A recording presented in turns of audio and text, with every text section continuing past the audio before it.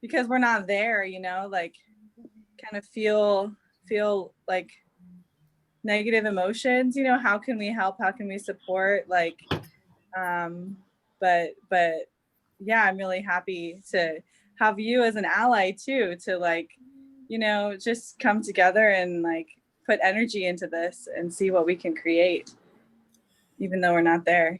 So Yeah. thank you also. Yeah, and I'll add on there too. I think this is a really beautiful moment for us to come together. And I know some people are starting to join us. We're going to be sharing throughout this broadcast and this Kirtan. And I think what's really important for me to kind of like call to attention is the incredible unity that's happening. As I was like the past few days, I've been trying to like understand more and more what's the updates happening in India. And what continues to be like incredibly amazing about what's happening in India is how all the Muslims, the Hindus, the Sikhs, the Buddhists, the Jains, the Christians in the protest, like we're talking about hundreds of millions of people are coming together to feed each other, like no money. They're giving education to the poor people. They're taking care of each other. Like all the, like you guys, if you know anything about the history of India, it's been a long time since people came together of all religions and supported each other, right? It's pretty crazy stuff that's happening right now as we speak. So yeah, there's a lot of crazy stuff happening all around the world, but there's also this amazing unity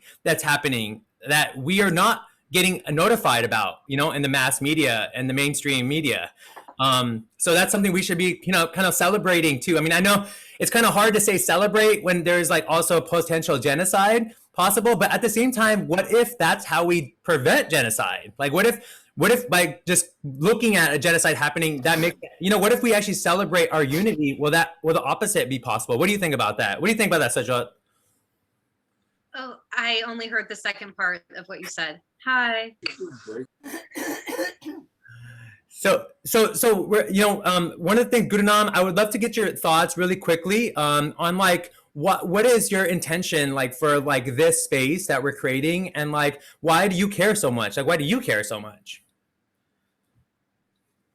Yeah, I guess firstly why I care, like my father grew up as a farmer, like his family, all him, his two brothers, two sisters, like they had farmland, and their lifestyle and their livelihood was mainly like growing sugarcane. And he also had he had chickens, he had sold eggs, and he actually was telling me he would go to the Modi, it's called a Modi, right?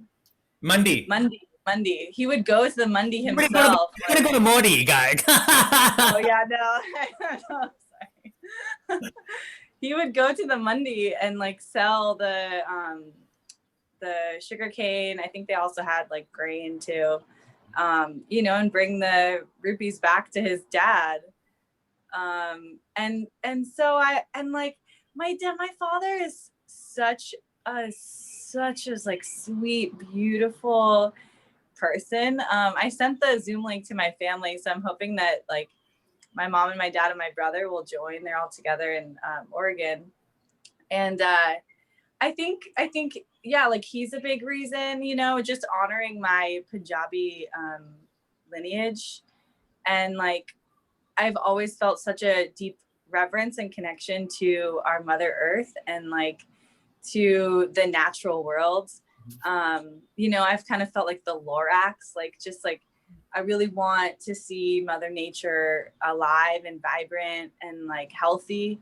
And so, because of those two things, that it feels really, really important to me. And it's kind of cool that those two parts of me, those two things that I care deeply about, are like intertwined in this issue, in this cause right now. So yeah, like from just a gentle, like loving,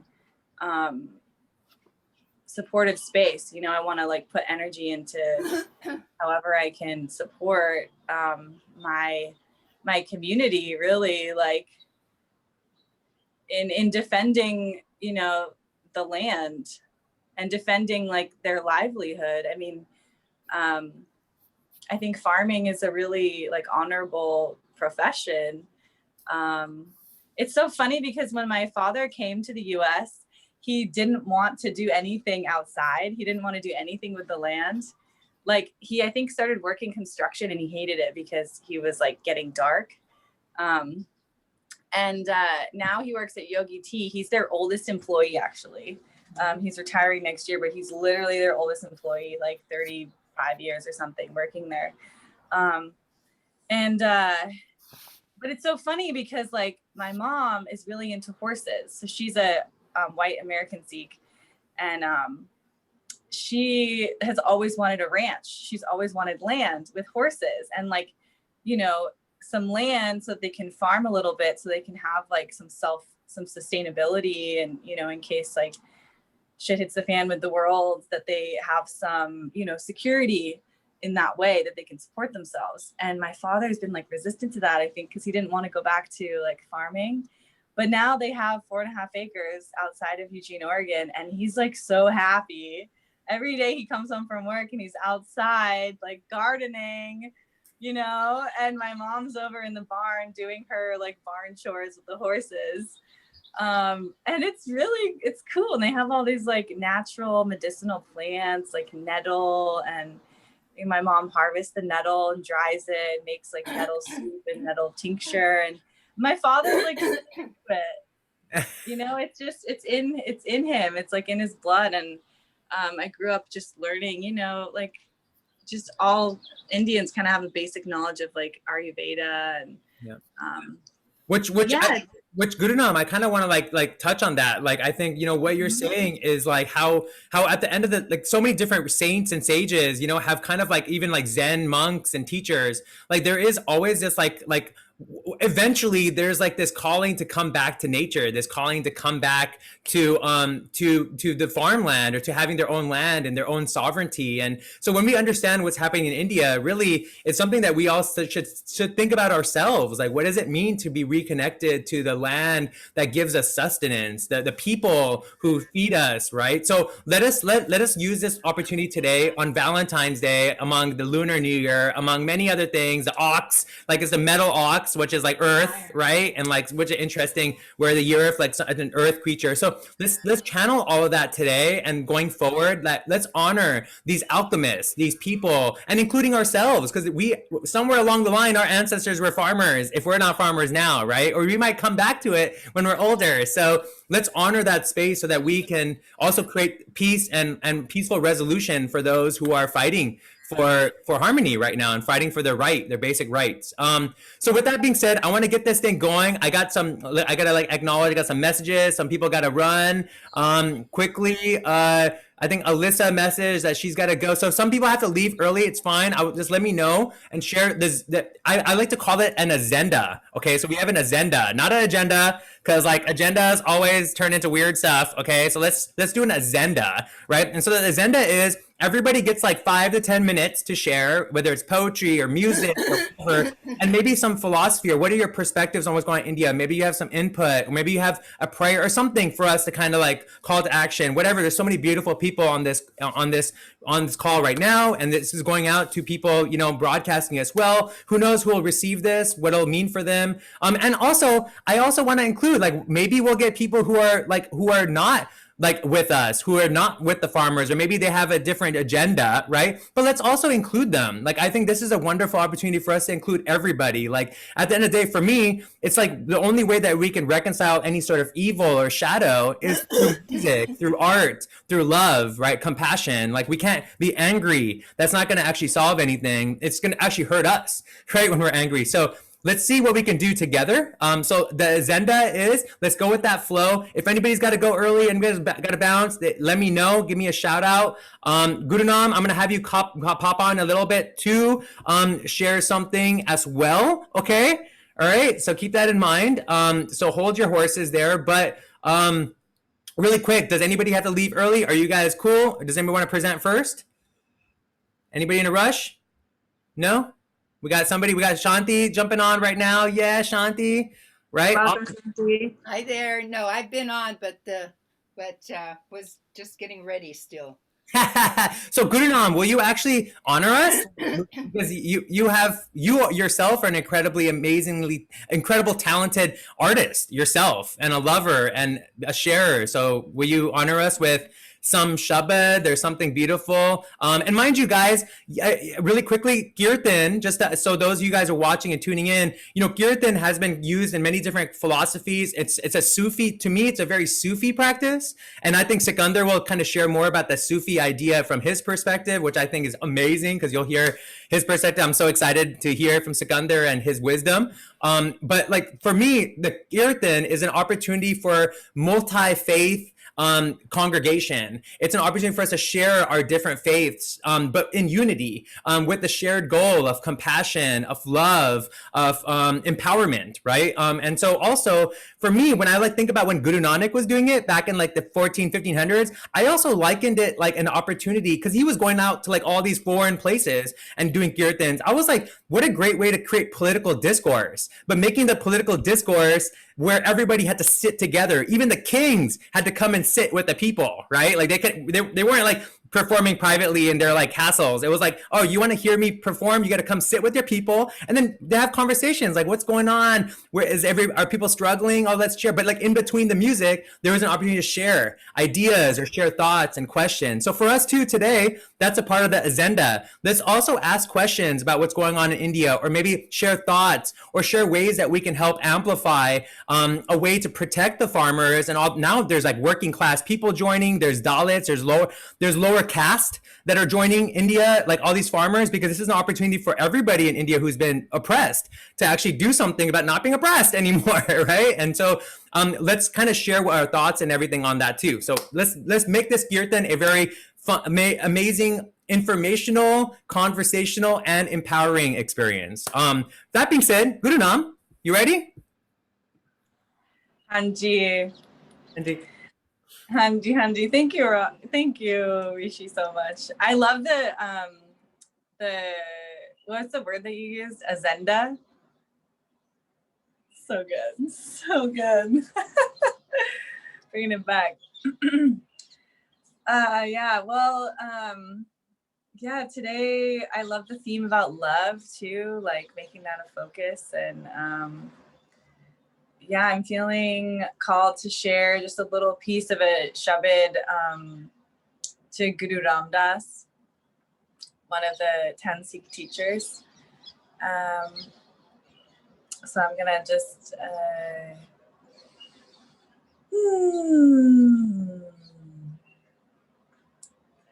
because ek ardas baat ki rat ki Guru Ramdas Rako Saranai ek ardas बात की रत की गुरु रामदास राको सरनाई एक अरदास बात की रत की Guru Ramdas Rako Saranai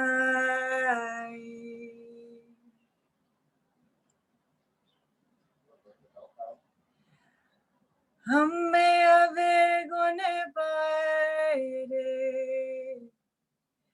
ek gun nai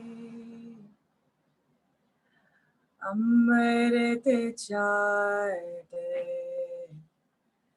beke bikakai ik ardas baat ki rat ki Guru Ramdas Rako Saranai Rako Saranai Rako Sare na nai.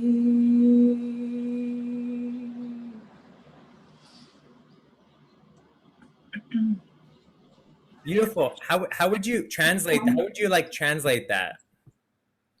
Kind of loosely, like what I feel like I get from that is like there's one oh Ah, thank nice. you.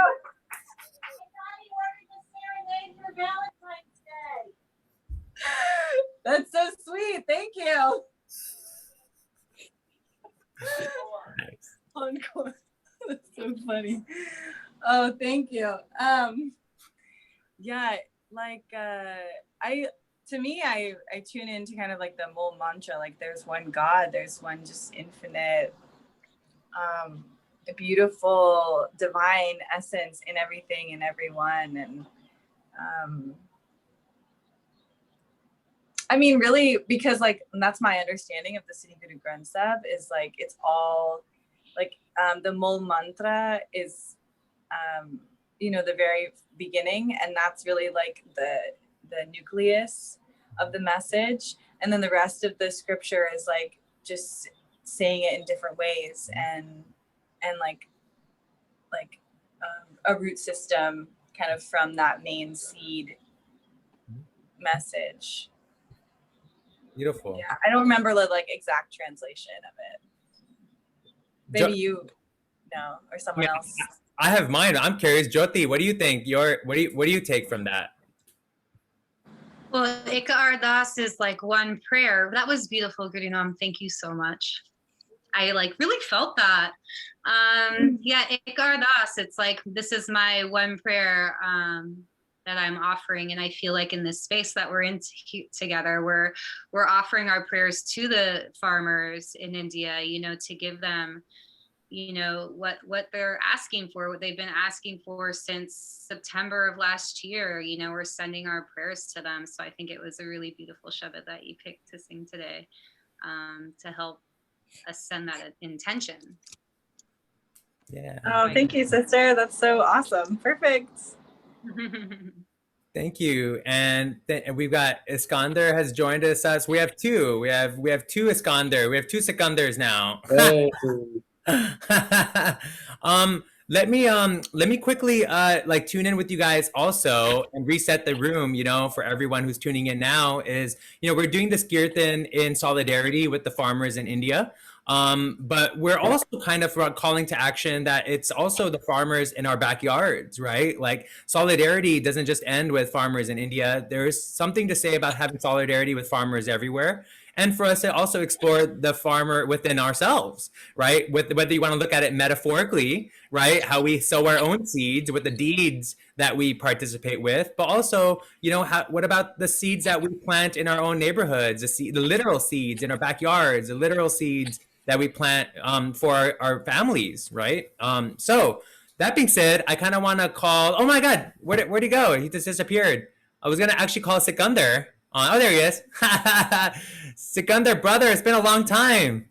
Yes, sir. Thank you so much for having me. I appreciate getting the opportunity to share a little bit in this space, and what a beautiful sharing that was. So thank you so much.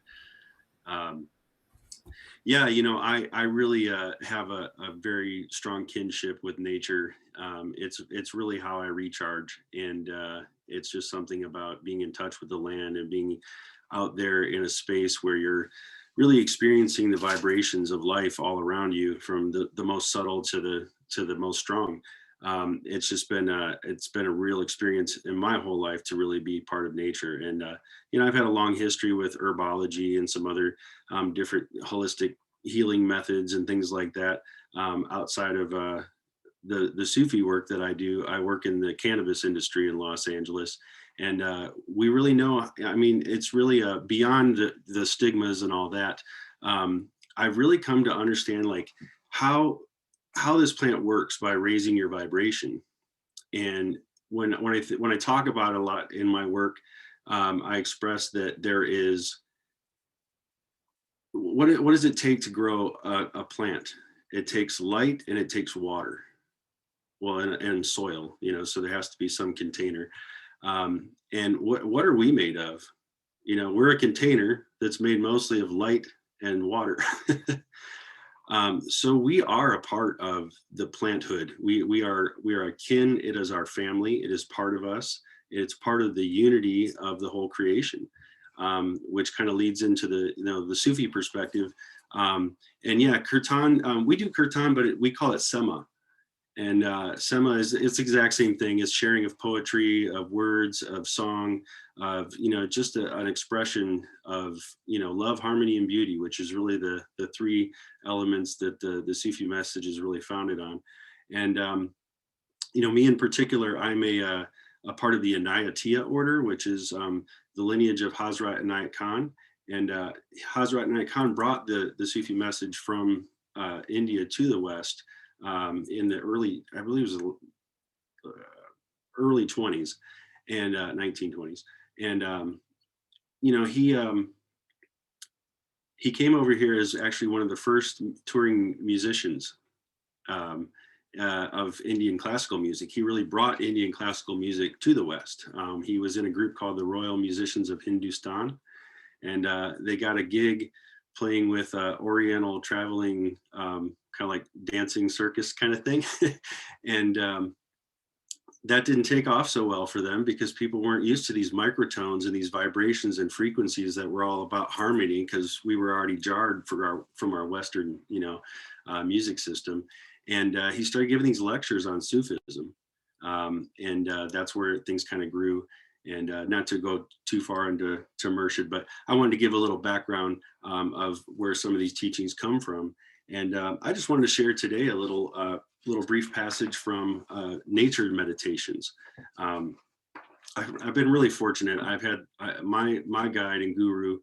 She worked with his son for 35 years before he passed on, and I've had the honor of working with his grandson. So it's really just been great. And I mentioned that because he's actually doing a thing in about 45 minutes where he's talking from nature meditations. So every Sunday this month, they've been doing the same thing that we're doing here, having a discourse on nature and bringing in people from different walks. So this is such a beautiful alignment with the work that we're trying to do, that it's really an honor to be able to just share a little moment with you guys. So I just want to share this little passage from Nature Meditations, and I can't really see. There's a little apple there, and a little picture, but it says, "For all that gives seed and fruit, thou art the life, and thou art life's sustenance." For all that gives seed and fruit, thou art the life, and thou art life's sustenance. So I really interpret this, or take this personally, as a prayer to the food, a prayer to the earth, to the actual essence that comes out. We talk about this a lot too. We chant the 99 divine names of God, and we bring in each one of those is just a different quality. And in invoking that quality, you bring the essence of that quality in yourself. And, you think of wine. What is wine? It's the essence of the grape, and it brings this intoxication. It's the same thing with the spiritual message. It's an intoxication of the spirit that comes from the wine of the mystic. And so I thought this was a beautiful passage to share. For all that gives seed and fruit, thou art the life, and thou art life's sustenance. And I did want to share a brief little musical offering. I hope this is appropriate for the space. I think we're talking about unity, and we're talking about oneness, and I think this is really a very appropriate piece of music from this. So in our work, and a lot of Islam does a practice called the zikr. And the zikr is it's a remembrance. And it's using the phrase La ilaha illallahu, which is there is no God but God. And then hu is just basically kind of like the breath of life. It's the same really as Om. But think of that, there is no God but God. Sorry. No reality but the one reality. It's all one. And, you know, we can put stigmas on, well, you know, this says Allah and Allah is this God, or this says Buddha and Buddha's over here, or, you know, no. They're all rays of the same sun. We are all rays of the divine light, all the same sun shoots out its rays across the land, and each of us is a ray of that divine light. We're not separate from the source, nor is the ray separate from the sun. And, you know, there's another beautiful Sufi saying that, you know, the rain does not only fall in one land because God's gifts are for all creation, you know, and we forget that sometimes. We kind of think, this is our right to hold this over here, but not for those people. So it's really an honor to know that there's really some unity going on. And, you know, I have not been to India yet. It's on my bucket list. I have to go to, you know, to the Dargah of Murshid at some point. But I do stand in honor as I share this musical rendition today of the zikr. And I'll also just finish with this. So there are movements and motions too. So we go La ilaha illallahu. And what that is, it's a sweeping of the heart motion. And then you kind of almost throw the whole experience into the heart. As I was kind of thinking of this, as we were speaking and I was listening to the other presentations, I'm almost thinking of this in a different mentality today. So with the sweeping motion is the sowing of the land, the opening of the heart to where you can drop the seed in and raise up so that light can come through and shine and grow that seed to perfection. So that's how I'm going to look at it today.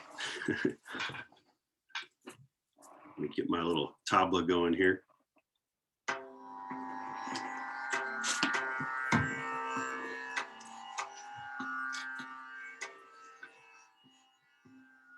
La ilaha illallah.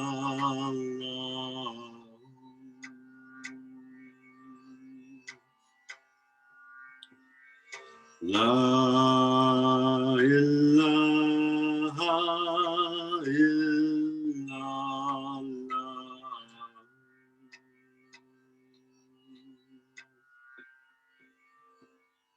La ilaha illallah. La ilaha illallah.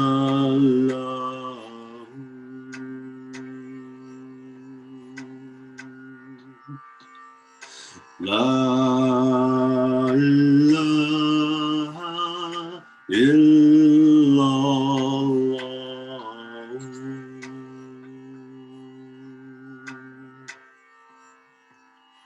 La ilaha illallah.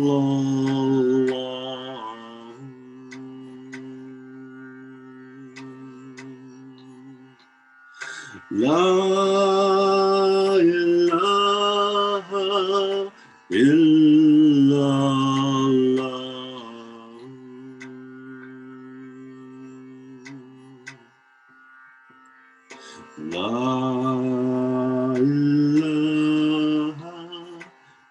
illallah.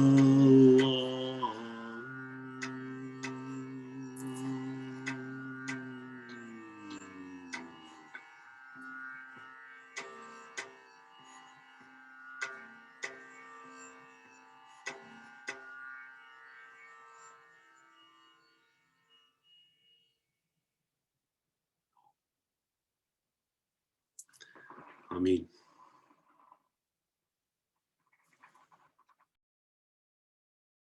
That was beautiful. Wow. Thank you so much. And I do want to acknowledge that also Eskandar is amazing sound healer and sound bather and does so much beautiful things. And one of the things I loved about his story is he was also a rocker at one point. And he still is a rocker. right? Yeah. So I mean, I'm not gonna go down that rabbit hole, but if you ever wanted to learn more, he has done some. You might have heard some of his music on pretty popular rock albums, right? Yeah, I've been on a record or two and hit the road a few times, but yeah, that was, I'll share this and then I'll move along. That's how I came to the Sufi path, and that's how what really struck me is I moved from Ohio to LA to be a rock star, and came here with all my ego and all my attitude, and all my concepts of what I thought it was going to be like to be a big rich rock star. And I ended up working at a music store, and through a friend of a friend, we went to the Bodhi Tree bookstore in on Melrose years ago, and she was looking for this book by Hazrat Inayat Khan called the Music of Life, and I discovered a volume called The Mysticism of Sound and Music, and I was like, oh, this is my shit right here. I'm grabbing this, and I held the book, but I opened it up. Well, first what struck me was the image of him on the front. The glance and the eyes really struck me, but as soon as I opened it, the first thing I saw was, to attain spirituality is to realize that the whole universe is one symphony in which we each have our own individual note. And man, that was like a brick hit me upside the head. I'm like, you're trying to raise people's vibration. You're trying to lift people out of darkness, but you're screaming heavy metal. You're yelling at people. You're screaming. You're mad all the time. What are you doing? What does your note sound like? Is it in tune? Is it the right note? I mean, is the intention behind the note right? Is the rhythm too fast? I mean, all these things flooded my head. And of course, I read the book 2 or 3 times and then sought out a guide because I learned it was an initiatic path. And it's been about 15, 16 years and I haven't turned and looked back. So, it's been a huge part of my life. And yeah, now I'm trying to figure out, how do I use how do I change the intention of that sound? Because I love rock music and I love the intensity of it. I love the energy of it. And some of the sounds and tones and frequencies you just can't get playing other stuff. So how do you use that and take it and mold it into a way that you use it with intention? So I've tuned a lot of our stuff to 432 Hertz and done some, different experiments and things, and really the intention behind what we put into, everything that I try to write and record. I mean, it still has that energy, and I'm not meant for the big masses, big rock stardom. I've had that realization. I'm meant for the few that, are really seeking and hurting and trying to find something, and something that I say resonates with them, that inspires them to find their own note and sing it loudly. So. Nice.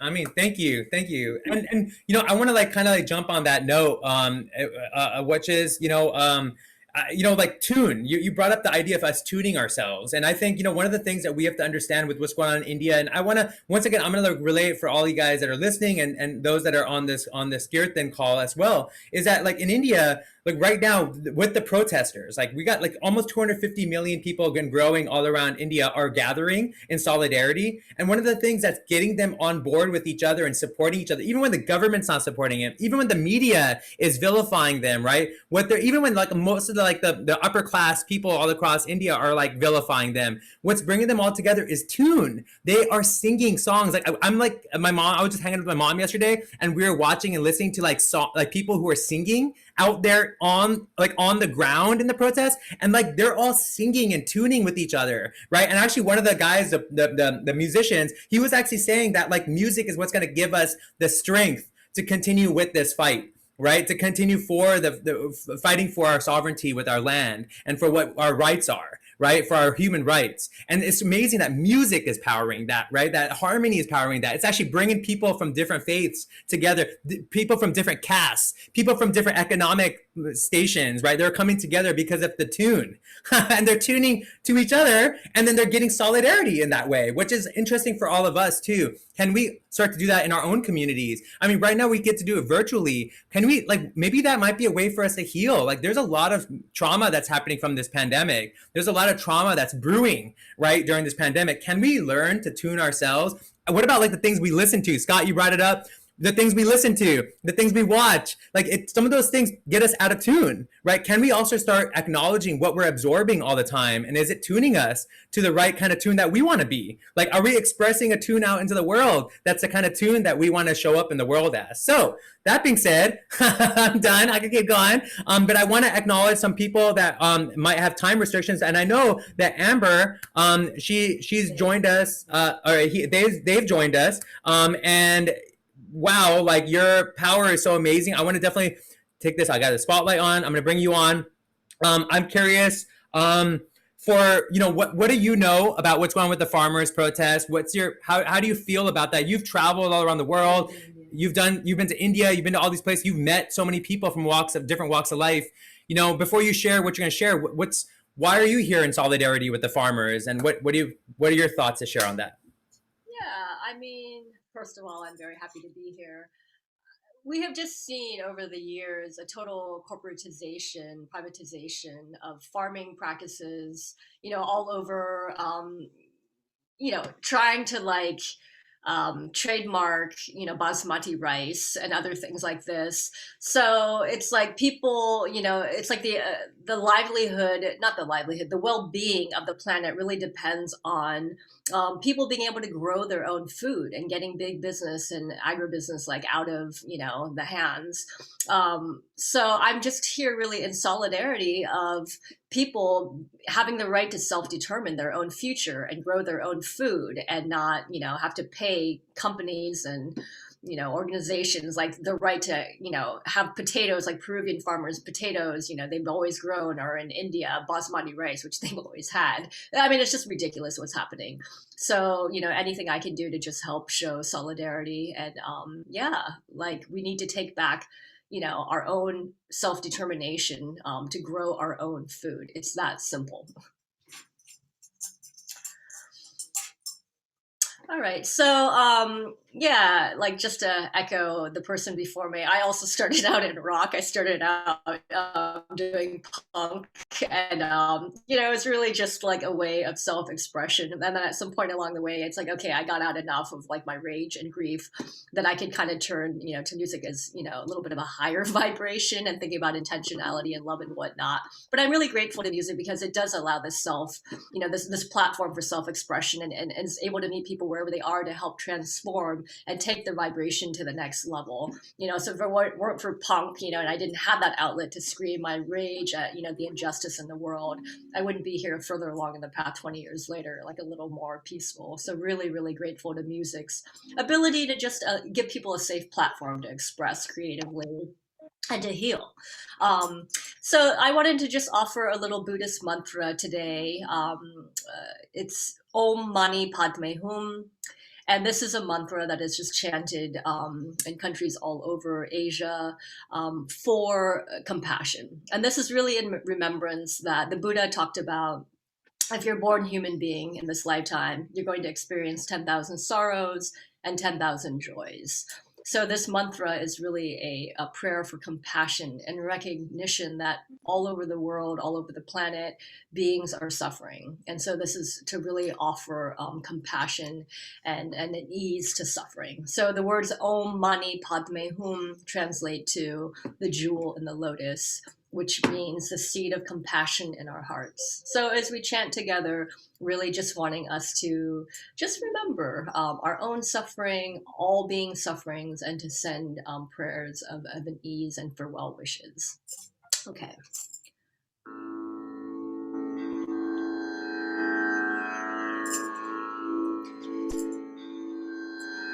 Om Mani Padme Hum. Om Mani Padme Hum. Om Mani Padme Hum. Om Mani Padme Hum.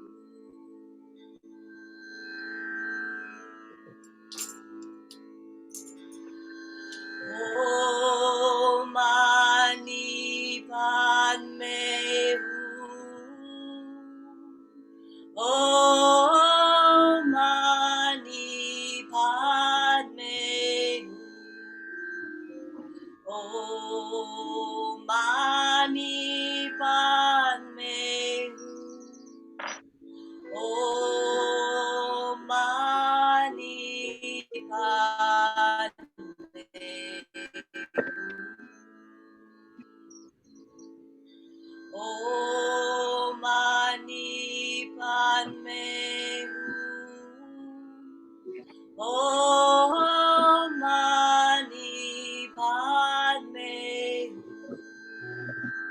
Om Mani Padme Hum. Om Mani Padme Hum.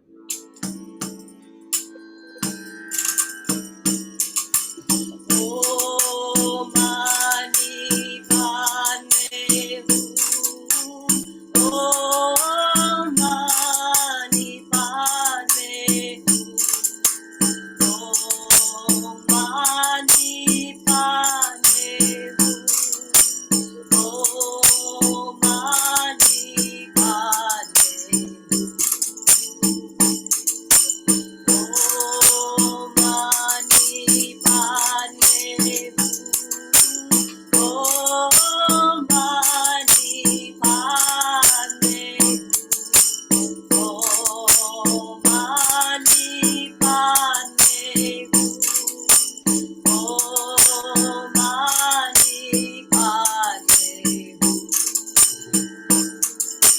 Hum. Om Mani Padme Hum. Om Mani Padme Hum. Om Mani Padme Hum. Om Mani Padme Hum. 3 more times, let your voice out.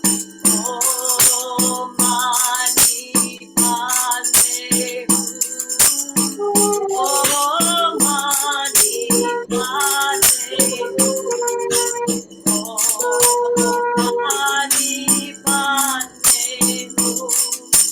Om Mani Padme Hum. Om Mani Padme Hum. Om Mani Padme Hum. Om Mani Padme Hum. Om Mani Padme Hum. Last time. Om Mani Padme Hum. Om Mani Padme Hum. Om Mani Padme Hum. Om Mani Padme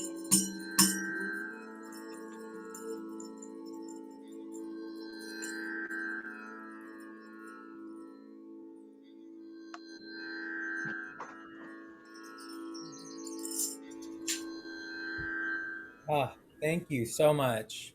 Beautiful. Thank you. Whew. I think everybody can say some good stuff about that. That Thank was so powerful. thank you. If you don't have anything else to say, Amber, thank you. Keep planting those seeds of harmony and power, and thank you for showing up the way you do. Really honor you. So I know you have to run. Thanks for keeping it flowing for us. Thank you so much. Thanks for organizing this beautiful event. Yeah. Thank you so much for being here. Thank you. And Gurunam, can you introduce Shanti so that she can share? Maybe you can say a couple of things. Yeah, absolutely. Shanti Shivani is my dear friend and also singing and sound healing teacher, one of my teachers. She's trained in the Drupad lineage. She can tell you a little bit more about like who specifically she's studied with, but it's her basically her life's work to share and honor the Drupad lineage, which is the oldest form of, I believe, the oldest form of Indian classical music. And yeah, Shanti, if you'd like to share anything else specifically about that. I love her very much. She's an amazing teacher. Oh, thank you, Gurunam. I love you so much. So nice to see you on Valentine's Day. Yeah, you too. Yeah, it's so great. Everybody who's been on, like, I'm also part of Hazrat Inayat Khan's Sufi lineage. First, I started out with my teachers, the Dagars, who are Muslims, who were the main proponents of Drupad, the oldest style of Hindustani classical music. And then I found out, after already working with them for quite a few years, that they are Sufis, because actually Sufis in India never say that they are Sufis. You recognize them by their actions, or if then you're invited to a zikr or a sema, the turning, the whirling dervish ceremonies. But anyway, yes, so I had no clue. But when I found out about that, I thought, okay, Hazrat Inayat Khan has been my inspiration through his books, Eskandar, just like you, that I picked up in India. And they are my favorite books about music, because I was totally only studying Indian classical music as a mystical path to follow. I never intended to teach. I never intended to perform. It was my, we call it Nada Yoga. It was my sound yoga path, why I followed it. So then I had the opportunity, living in Germany, to meet Pir Vilayat Khan, who was his son. So I took initiation with Pir Vilayat in 1990. And I'm pretty much involved in the Sufi community here in Eugene, Oregon. And right now I'm kind of torn. Do I want to offer another Sufi chant, or do I want to offer a mother chant? Because the mother of the universe has not yet been invoked. So what do you think? I'd like some feedback, because it's very difficult for me. I'll never turn down mama. Like mom, I'm all about the mama. Any mama anywhere is I'm all about that. Okay. So then we'll do to the mother of the universe, Jai Ambe Jagadambe. So Amba is one of the many names of the mother, and then Jagadambe means Amba of the universe, Jagat. Jai Ambe Jagadambe, Mata Bhavani, Mother Bhavani, Mother Goddess, Jai Ambe, and then it goes into Dukkha Vinashini, which means the dissolver of suffering. And Durga Jai Jai. So as Durga, she dissolves suffering. Kala Vinashini, Kali Jai Jai. So as Kali, she dissolves time. And then different names of the mother, Uma, Rama, Brahmani, Jai Jai. Jai Jai, of course, is victory. Radha, Rukmini, Sita, Jai Jai. So this is a chant. Last time I did a Drupad composition, but I just want to warn you, I have not slept well last night, and I'm a little bit shaky. So it might not, just bear with me. It's okay. We love you. Thank you. And I might just want to add that I spent a lot of time in Benares, living in the Harijan community. And I was very much aware of all the oppression. And I had a wonderful friend who was their mentor, and he was a Dutch Christian priest. And he did so much for these people. He started the very first health clinic, free health clinic. Then he started a bank, an interest-free bank. Then he invited us Westerners all to help them build their houses, because it was so interesting. They only wanted to help each other within their family. So he tricked them by having all these Westerners, different Westerners every day show up to help. I was carrying the bricks to the house, and so it was so wonderful. And then he started all these little businesses, the vendors with their carts. And then he started where he had to actually go underground because of the sari business mafia in Benares. He started a sari business and he had no clue that in Benares that was ruled by this particular mafia. So yeah, so I was privy to all that for years. That sounds like a great movie right there. The Sorry Gang, the Sorry Mafia. Don't be sorry. Don't be sorry. Yeah. Well, and then he started a huge community garden, which had to be guarded day and night because the upper, higher caste people wanted to destroy the community garden of the untouchables, the Harijans. I mean, there was just so much going on. So my first years in India, I was just on pilgrimage to all the holy places, just saw the light and hanging with the sadhus and everything. And then the last 4 years studying music in Benares, I got to see the dark side of India. And it was so important to see both. And then, of course, also while I was on pilgrimage, I lived up, mentioned last time, in the mountains of Uttarakhand. Well, now it's called Uttarakhand. Before it was Uttar Pradesh, with the farming family. And so they are all so dear to me. I mean, not just the Indian farmers all over the world. I used to live on a community farm in the 70s, and we grow our own food. And I grew up with parents who always took me out into nature. Nature, besides music, is my greatest solace.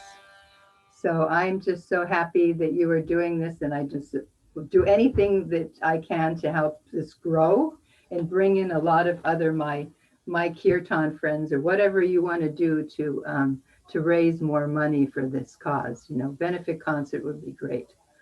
So anyway, to the mother, Jayambe, bringing down the golden light. Jayambe, Jagatambe, Mata Bhavani, Jayambe, Jayambe, Jayambe, Jayambe, Mata Jayambe, Jayambe, Jayambe, Jayambe, Jayambe, Mata Bhavani, Jayambe, Jayambe, Jagatambe, Mata Bhavani, Jayambe, Jayambe, Jagatambe, Mata Bhavani, Jayambe,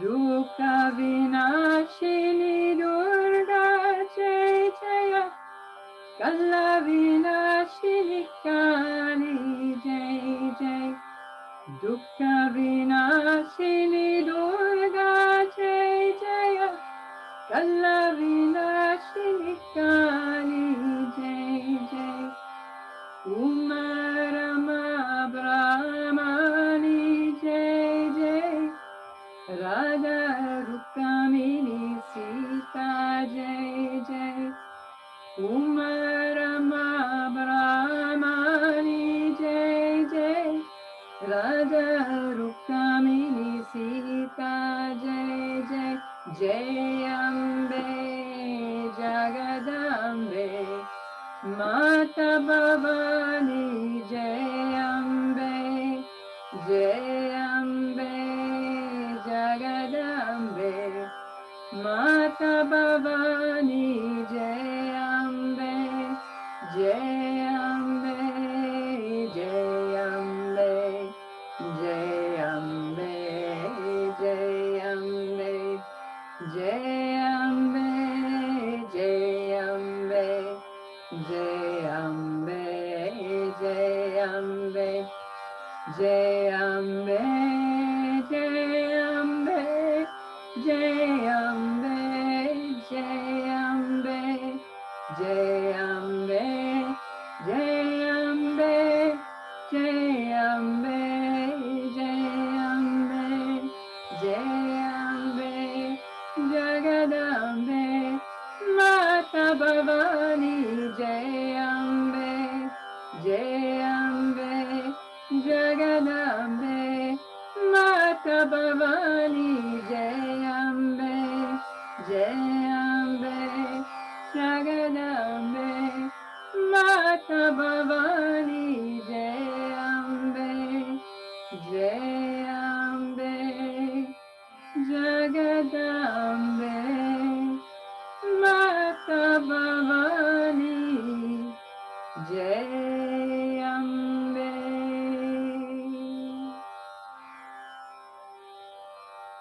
Shema. Jai Ma. Yay, Ma. Ah, Hey, Mm. Mama. beautiful. Oh my God, that's such medicine. Yeah. Thank you. Thank you. So wonderful to be with all of you people. Thank you. And I think you brought up a really interesting point, Shanti. I get a lot of messages from people asking me where they can donate. And I think right now we're in a really interesting position because what the farmers are doing in India at this moment and what that movement's doing is it's very self-sufficient. They're actually doing some great work. I mean, there are organizations you can donate to, but they literally have said they don't need money right now. There's a lot of resources. But what we do need is awareness and attention, right? Because they're like, if there's more attention being paid, if more people are talking about it, if more people are sharing on their social media, it actually creates pressure for the government not to do genocidal things. You know, like the stuff that they've done, the stuff that they said, the stuff that the media has kind of like brought up is kind of really dangerous. Like the language being used in the mass media, the mainstream media in India, the Hollywood celebrity, I mean, the Bollywood celebrities, they're like nobody's really standing up for human rights right now. So if we could just create more awareness about human rights and just people having the right, and maybe even like pushing that, like, hey, maybe farmers do deserve sovereignty. Like maybe they don't need to be told what to do. Maybe farmers should actually be able to figure out that out for themselves. So that's the most important thing right now, but we will figure out some way. I think what we're talking about, this problem is not, as we're starting to pay attention to it more and more, it's not just an India problem. This is an everybody problem.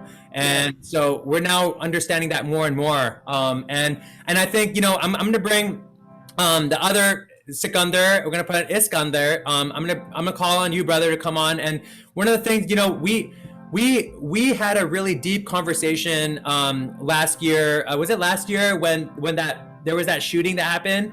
Do you remember that? Yeah, it was I don't remember which month it was. It was I think it was towards the end of 2019. And it wasn't a shooting, it was my parents' synagogue was vandalized. And yeah, I wanted to say that Indy really you showed up real big time for me.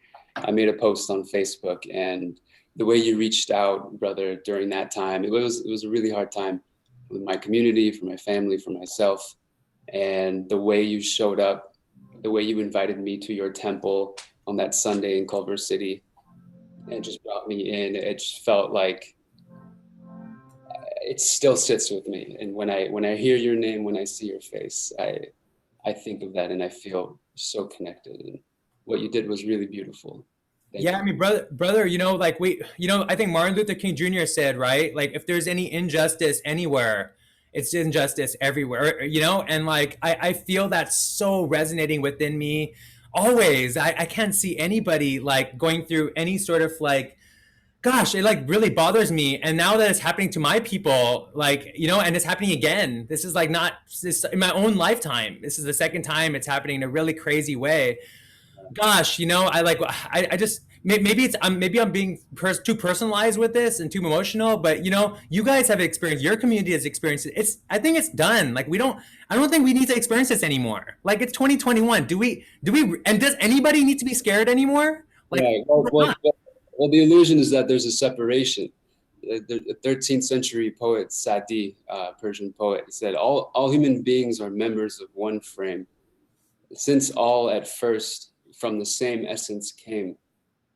When time afflicts a limb with pain, the other limbs at rest cannot remain. If thou feel not for others' misery, a human being is no name for thee. And it's just part of our experience. I think that we're dealt with these types of experiences in order to come together. It's almost like the Creator has created these opportunities for us, because without these opportunities, for some reason, because of our human condition, we seem to be unable to stay connected. And it's through opportunities like this where we do connect. Like, I don't know, Indy, I don't know if we would, I mean, we have a connection anyway, with or without whatever's going on in the world. I feel that connection from the moment we met. But that, what happened last year, year prior, like brought us together. This right now, bringing us together. I feel so blessed to be on, you know, on a call right now with all you beautiful people that I wouldn't have otherwise. So I think the Creator provides us opportunities to continue to give thanks, to come together and to realize who we are, what we are, and what we're doing here, really. What are we all doing here? It's things like this that bring us to these questions, and it's important. So thank you, Indy, for bringing us together in this way. Thank you. It's not me. Now, at this point, it's us. We are all doing this now together, and we're now waking up to realize that there is no they. It's just us, and here we are together to share harmony. And it starts here, brother. So yeah, please share whatever you're gonna share. I mean, you guys, I can't say enough about what amazing, brilliant musician. You guys are all beautiful musicians and poets and philosophers, but I'm excited just to hear what you have to share, and your blessing, brother. Thank you. Oh, thank you, Indy. It's an honor to be here. I haven't really thought about what I want to share. I wanted to show up and be here in solidarity and really be present. I do feel connected to everyone in the world. And when things like this do happen, when events like this are happening, there is something in me that really feels connected to the people that are going through it. However, if you looked at my life from the outside, you might not see much going on. It's like, no, this person is not connected to people around the world.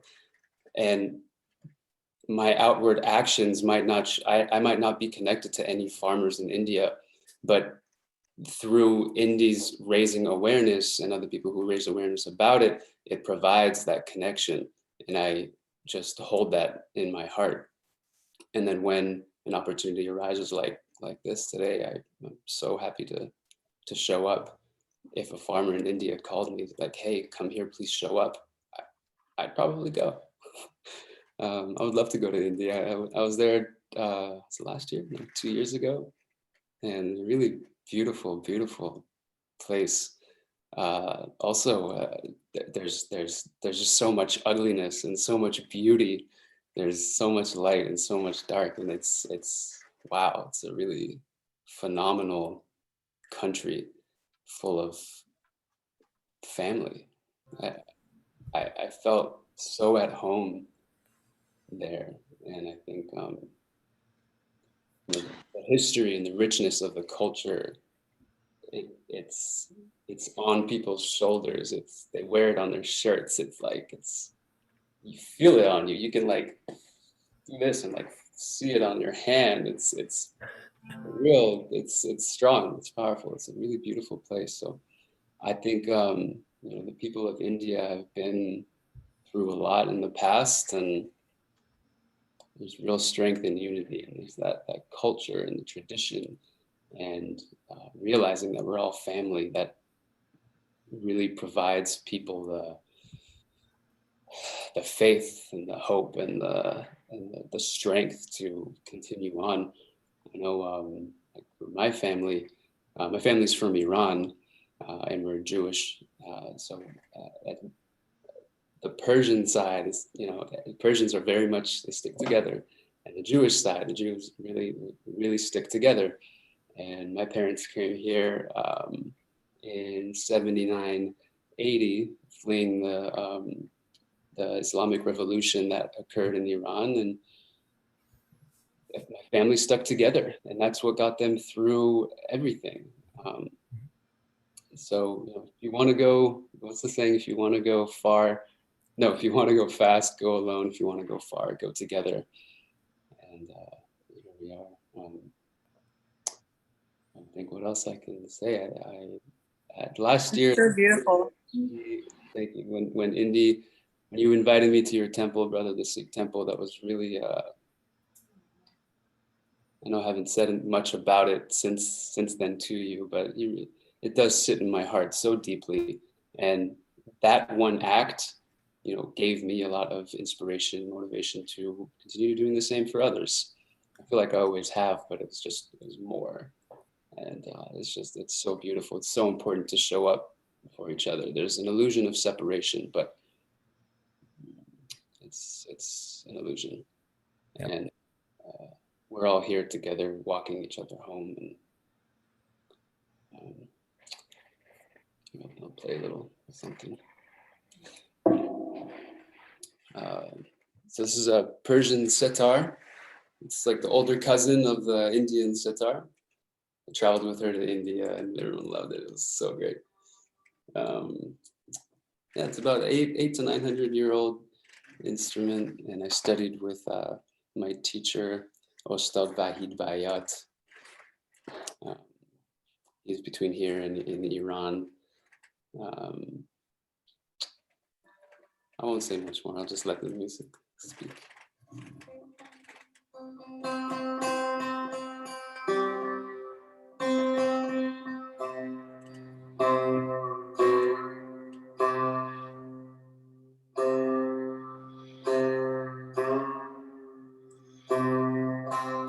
How's the sound coming through?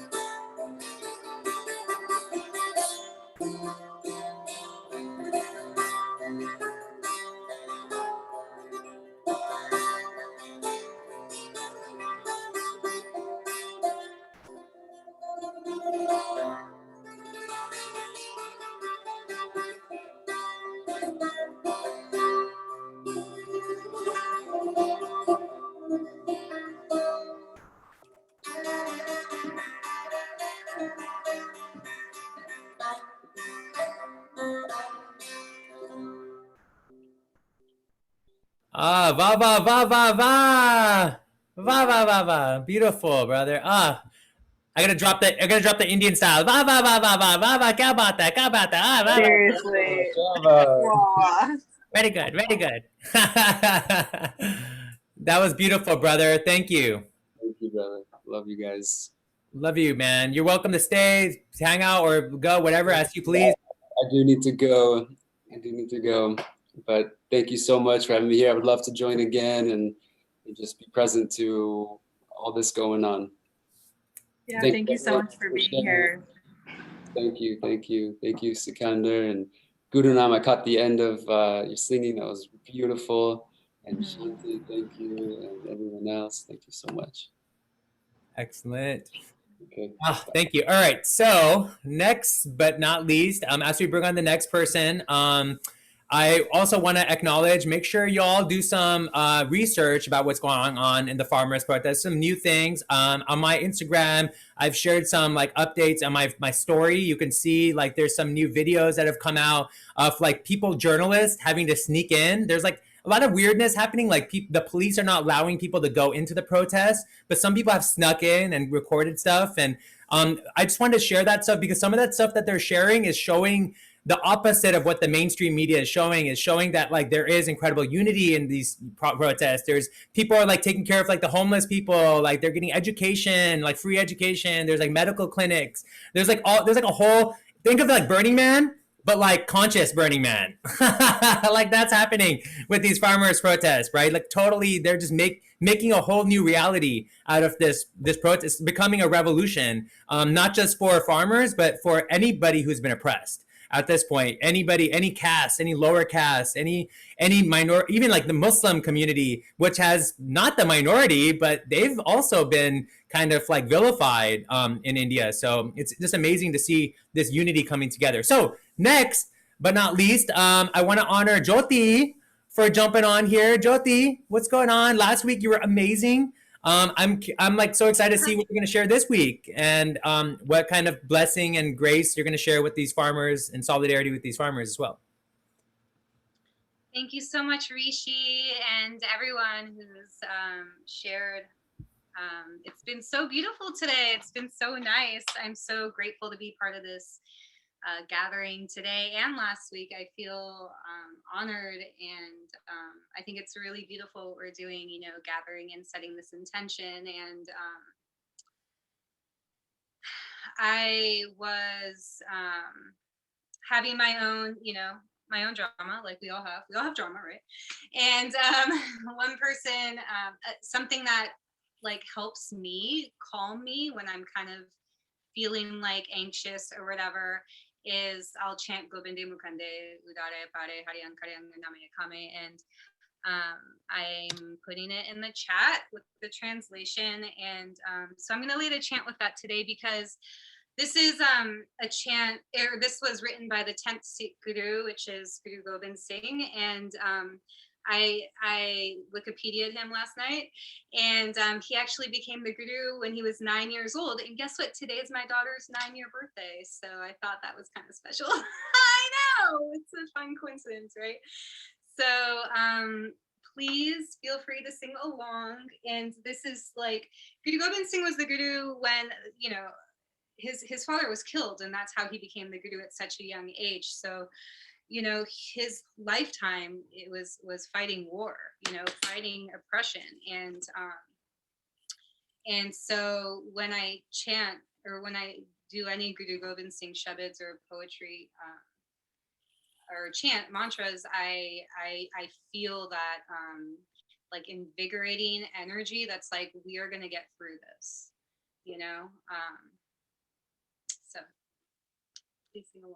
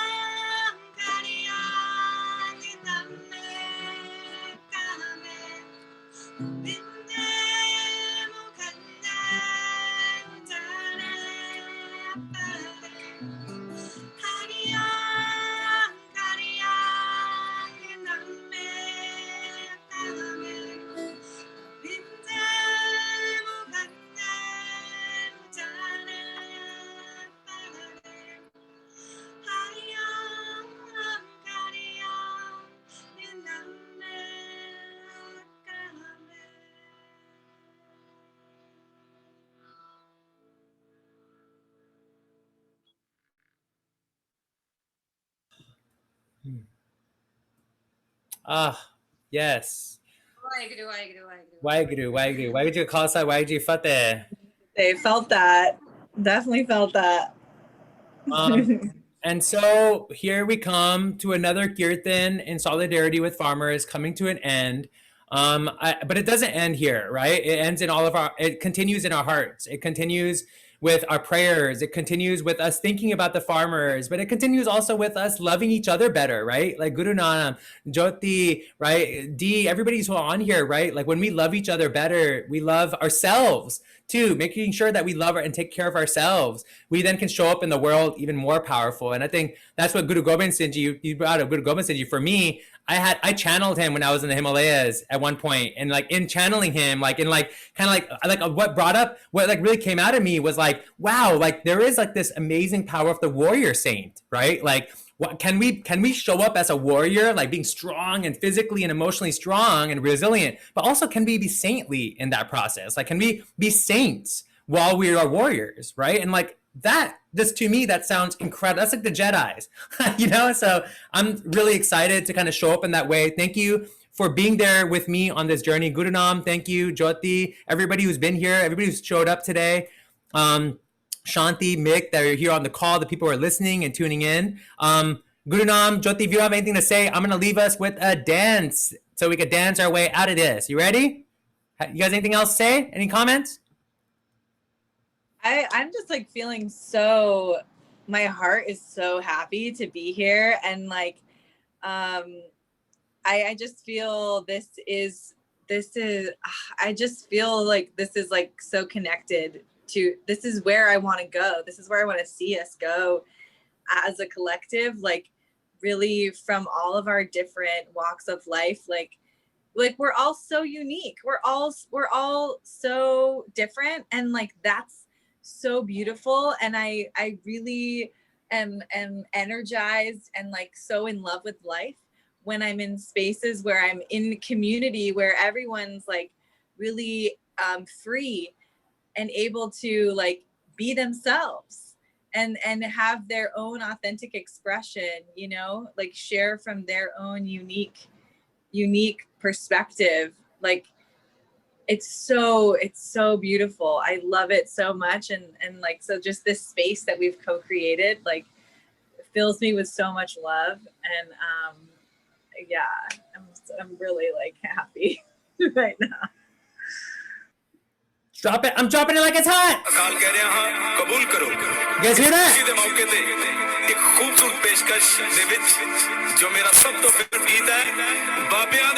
Ready? Ready? Yeah.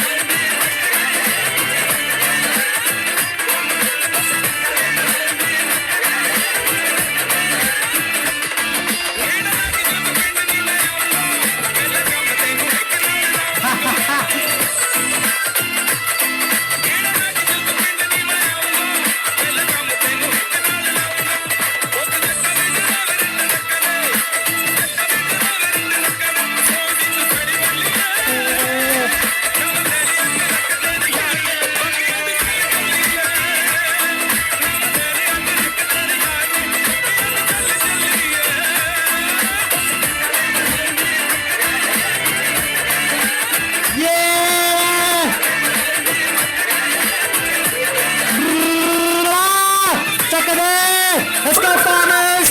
Let's go, everybody! Let's go, indigenous people! Let's go, everybody! Let's party it up here! Let's get it going! Global movement!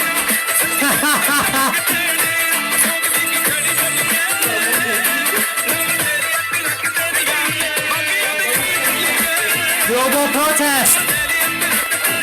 Dance protest!